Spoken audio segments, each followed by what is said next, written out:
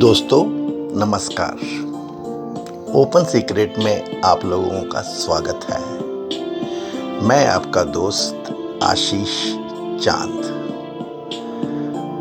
दोस्तों आजकल हम लोग कथा उपनिषद साथ साथ पढ़ रहे हैं। यह है इस पे हमारा 57th वीडियो 14-57। आज हम लोग दोस्तों दूसरे चैप्टर के दूसरे सेक्शन का दूसरा श्लोक देखेंगे 2-2-2। दोस्तों यमराज नचिकेता को ब्राह्मण की इमनेंस के बारे में बता रहे हैं। पिछले ही श्लोक में उन्होंने पुर की व्याख्या की थी। बताया था कि तू एक राजा है जो एक 11 द्वार वाले शहर में रह रहा है। तेरा कर्तव्य उन द्वार और उन द्वारपालों को कंट्रोल करना है। तू एक राजा है, ना कि एक भिखारी। यह उपासना कि तू अपने इस पुर में रह रहा है आराम से, ये इसका मतलब केवल ये बताने का था कि तू शरीर नहीं है। You only live in it। यदि ये बात समझ में आ जाए तो फिर ऐसा कुछ भी मानना गलत ही होगा यदि तू सोचता रहेगा कि you are limited to your body. Immediately Yamraj ने अगला श्लोक प्रस्तुत कर दिया है। एक भव्य दृश्य सच्चाई प्रस्तुत कर दी है इससे पहले कि ऐसी छोटी सोच हमारे अंदर आए। The self is present everywhere and in everyone। Yamraj बता रहे हैं कि एक ही सत्ता पूरे ब्रह्मांड में समाई हुई है। सत्य एक ही है और उसकी सत्ता भी एक ही है। सब जीवों में पूरे ब्रह्मांड में समाई हुई। द इमनेंट ब्राह्मण को एक्सप्लेन करते हुए यमराज कह रहे हैं in 2-2-2 हंसः शुचिषद वसु अंतरिक्षसद होता वेदिषत अतिथिः दुरोनसत निरीक्षत वर्षत ऋतसत व्योमसत अब्जा गोजा ऋतजा अद्रिजा ऋतम बृहत। As Hamsa sun, he dwells in heaven. As Vayu air, he dwells in the sky. As fire, he dwells on the earth. As guest, he dwells in a house. He dwells in man, in the gods, in the sacrifice. Truth in the sky. He is born in the waters. He is born in the earth. He is born in the sacrifice. He is born on the mountains. He is true and great.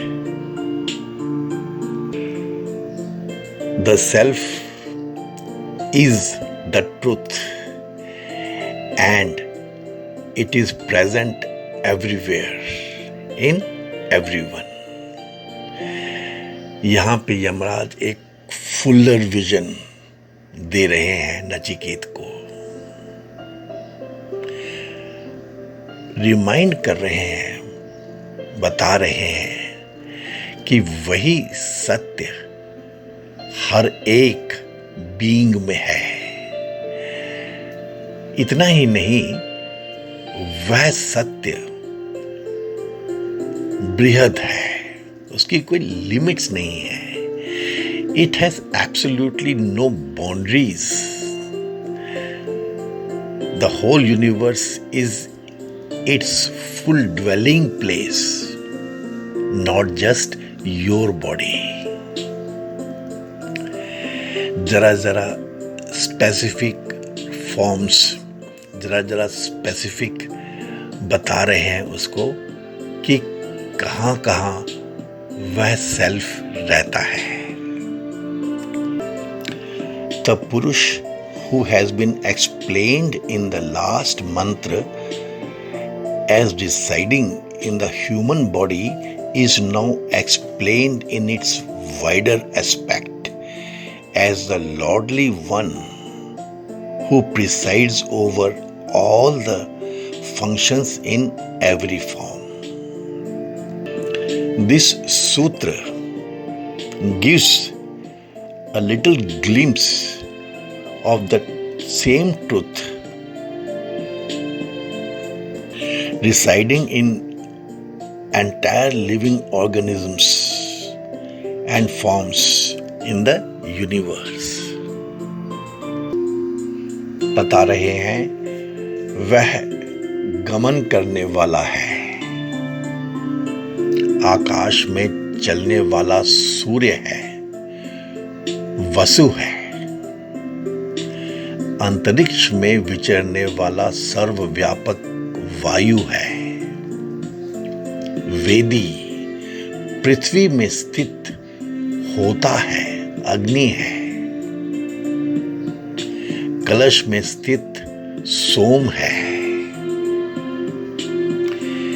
इसी प्रकार वह मनुष्यों में गमन करने वाला, देवताओं में जाने वाला सत्य, या यज्ञ में गमन करने वाला, आकाश में जाने वाला, जल, पृथ्वी, यज्ञ और पर्वतों से उत्पन्न होने वाला और सत्य स्वरूप और महान है। वह गमन करता है इसलिए हंस है, आकाश में सूर्य रूप से चलता है इसलिए शुचिशत है, सबको व्याप्त करता है इसलिए वसु है, वायु रूप से आकाश में चलता है इसलिए अंतरिक्ष सत है, अग्नि ही होता है, वेदी पृथ्वी में गमन करता है इसलिए वेदिशद है। दोस्तों, आप एक्सप्लेनेशंस देखिए, आप कितनी शॉर्ट में कितनी डिटेल्ड है ये। बता रहे हैं धर्मराज, यह अतिथि सोम होकर दुरोण कलश में स्थित होता है इसलिए दुरोण सत है, ब्राह्मण अतिथि रूप से दुरोण घरों में रहता है, मनुष्यों में जाता है इसलिए निरीशत है, देवताओं में जाता है इसलिए वर्षत है। ऋत सत्य या यज्ञ को कहते हैं, उसमें गमन करता है इसलिए ऋत सत है। आकाश में चलता है इसलिए व्योम सत है। जल में शंख, सीप और मकर आदि रूपों से उत्पन्न होता है इसलिए अब्जा है। पृथ्वी में व्रीहि, यव आदि रूप से उत्पन्न होता है इसलिए गोजा है। यज्ञ अंग रूप से उत्पन्न होता है इसलिए ऋतजा है। नदी आदि रूप से अद्रि, पर्वतों से उत्पन्न होता है इसलिए अद्रिजा है। इस प्रकार सर्वात्मा होकर भी वह ऋत ही है। अवितत स्वभाव ही है और सबका कारण होने से बृहत है, महान है। यमराज ने बताया कि जगत का एक ही सर्वव्यापक आत्मा है, आत्माओं में भेद नहीं है। दोस्तों, नचिकेता ने पूछा था ना कि वो है भी कि नहीं। कुछ लोग कहते हैं कि वो है, कुछ कहते हैं कि वो नहीं है। मुझे उसके बारे में बताइए। तो ऐसे ब्रह्म तत्व ब्राह्मण के बारे में बता रहे हैं धर्मराज।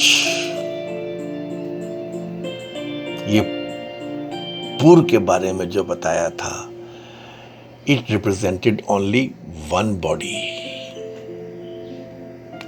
ये उसी की एक्सटेंशन है। नाउ दैट इज बीइंग और this is being extended to all the three manifested worlds. The three regions or the worlds are the complete resting place for the self. Friends, these form the first three of the 7 higher worlds. बाकी 4 की यहाँ बात नहीं की जा रही है because they are not manifested.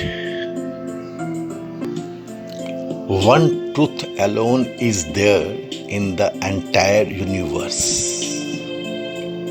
एक ही सत्ता है पूरे ब्रह्मांड में। वह सत्ता ब्रह्मांड में भी है और ब्रह्मांड के बाहर भी है।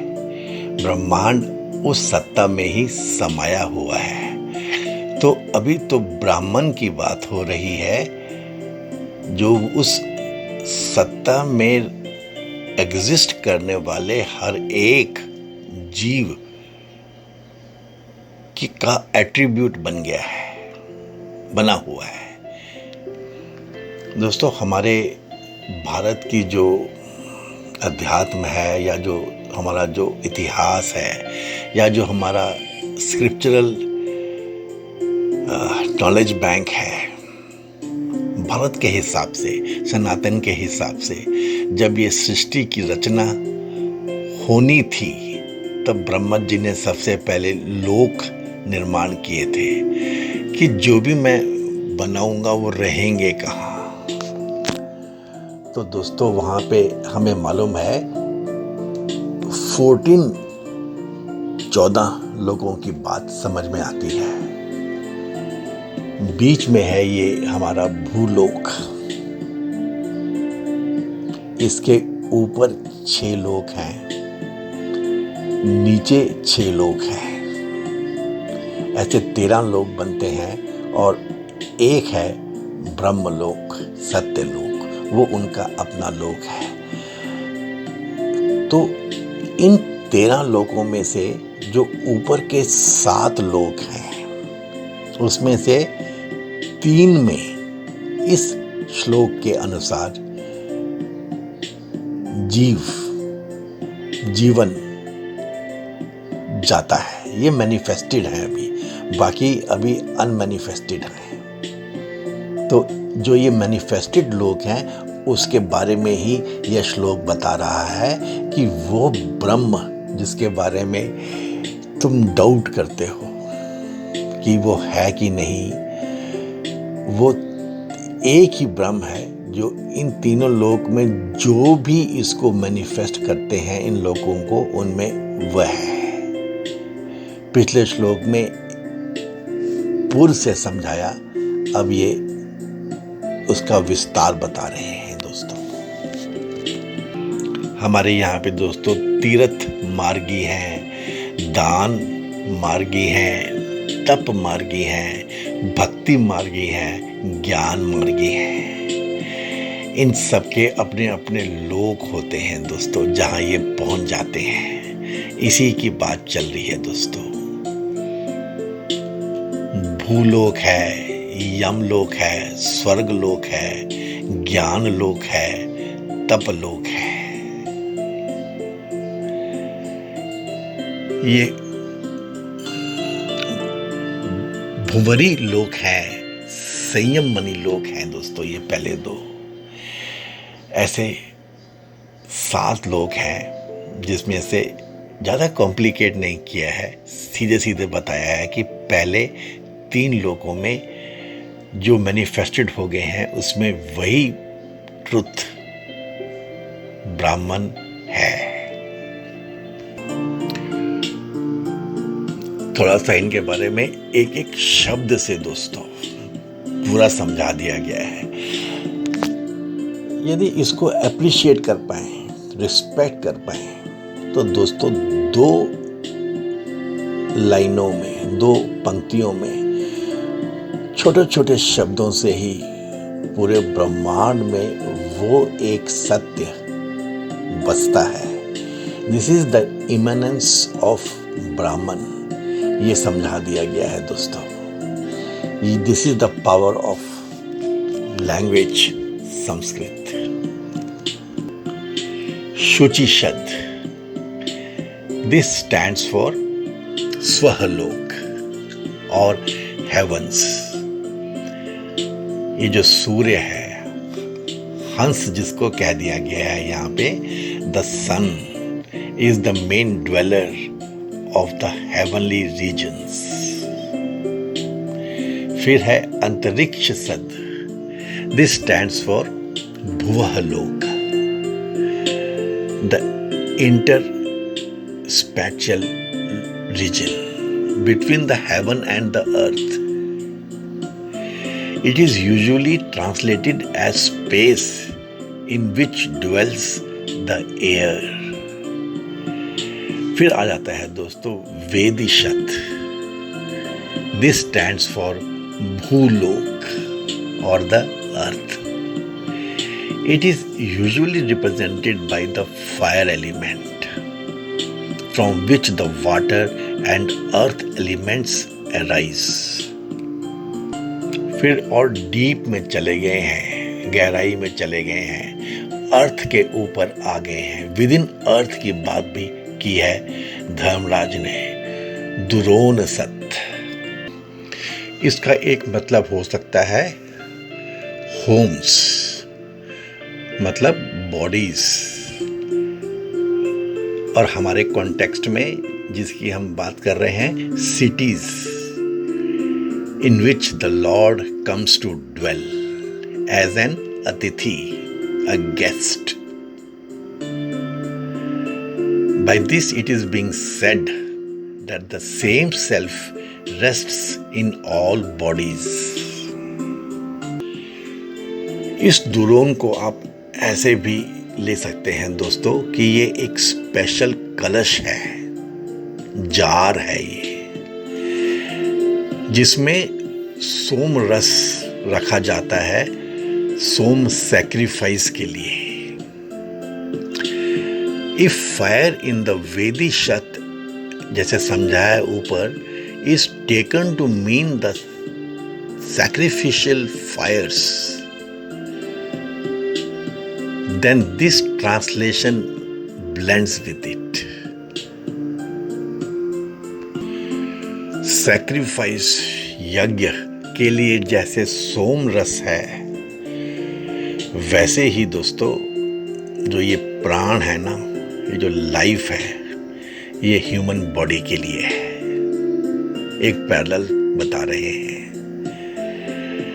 और डिटेल्स में चले गए हैं इसमें Yamraj, the residents and residencies in the city की बात है।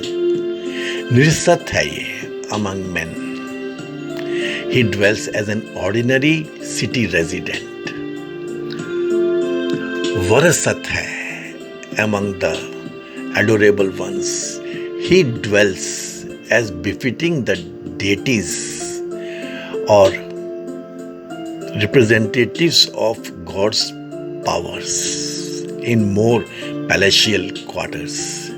Rit Sat hai among the worshippers of God, he dwells in their temples. Vyom Sat hai among the liberated sages, he has more space for himself, he dwells in the sky. अपने uncultured minds में the clearness and limitlessness of the sky represents an awakened stage. और इसके अलावा वो अब्जा है, the beings born in water, all aquatic creatures. गोजहा है, beings born on the earth, numerous animals, insects and reptiles. वो रितजहा है,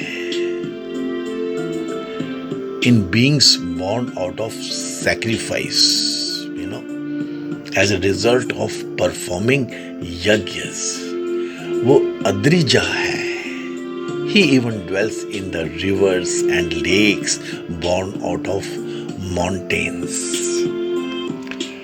रितम है वो दोस्तों। Lord is free to dwell in everything, उसी की तो ये पूरी सत्ता है। He is the unchanging existence principle in everything that exists. इसीलिए वो बृहद है, ग्रेट है, नोबल है, लस्ट्रस है। It is in everything that which makes the thing great. इसको तो ऐसे ही समझना चाहिए कि the Lord himself, who is the great Lord of the city, ऐसा ही है बस दोस्तों। दोस्तों इस श्लोक का जो सेंट्रल मीनिंग आप अगर समझेंगे ना, तो बस ऐसे ही समझ लिए, entire world has only one self as its basis, which pervades everything in creation. There is no plurality called selves. ऐसा कुछ नहीं होता है दोस्तों, एक ही है, the self. So friends, in this way, Yamraj has detailed about Brahman to Nachiketas. Friends, I am pretty sure you would have liked the explanations given by Open Secret to this sutra. Please give this video a like. Please share it with your contacts whom you feel will be benefited by these chapters of Katha Upanishad. Please help us in growing our viewership.